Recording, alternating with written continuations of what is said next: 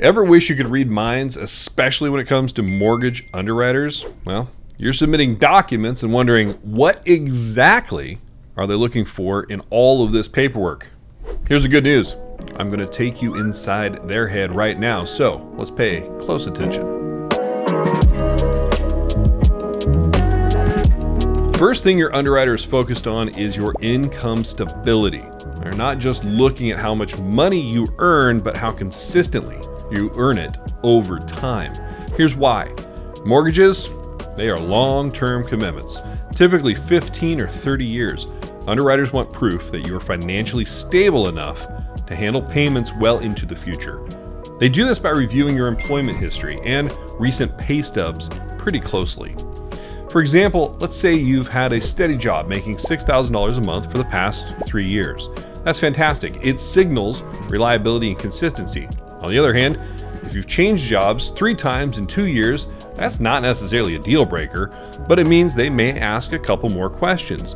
They'll want to see each job change has improved your financial situation, or that you've remained in the same line of work. That is stability. The takeaway here is that to keep clear records and explanations ready if your income history has twists and turns. Mine does personally, and it's okay. Definitely avoid making sudden job moves during your mortgage process unless it's absolutely necessary, and communicate that early. But income isn't everything. There's another huge number underwriters obsess over, and it's called the debt to income ratio, or DTI. If you're scratching your head, don't worry. I'm about to make this super simple and show you exactly why it matters. Debt to income ratio might sound fancy, but it's just math. Underwriters use your DTI to see how much of your income monthly goes towards debts like car loans, credit cards, student loans, and yes, your future mortgage payments. Here's the quick breakdown. Let's say your monthly income is now $8,000 and your total monthly debt payments, including your new mortgage, will be $3,200. Divide your debt payment by your income, $3,200 divided by $8,000, which is 40%.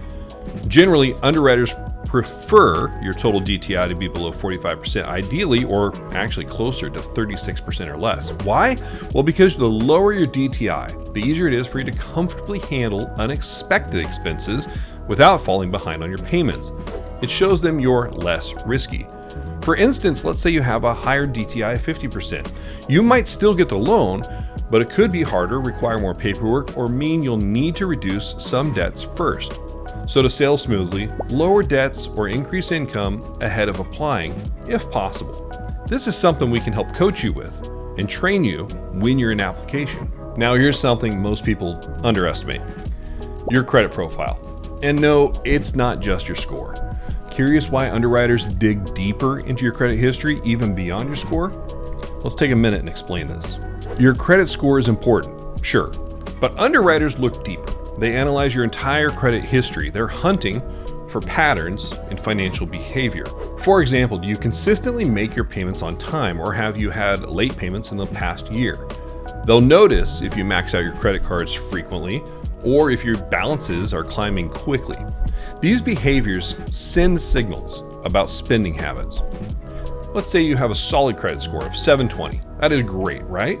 But if your credit history shows you've maxed out 3 credit cards in the last 2 months, the underwriter might see a red flag, signaling financial stress or impulsive spending.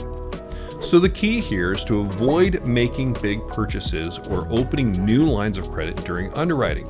Keep your credit balances low and always pay on time. And if you like to charge and then pay off, make sure that payment hits monthly before the bill cycle ends. The bottom line is this: underwriters aren't looking for perfection. They're looking for predictability. Show them consistency in income, keep your debt to income manageable, and maintain smart credit habits. Do these things, and you're giving your underwriter every reason to say yes with confidence. Feeling empowered now that you can see things from the underwriter's perspective? Good, you should. Share this video with anyone else navigating the mortgage maze. And then next up, I'll help you master the practical steps to cruise through underwriting stress-free. Catch you there.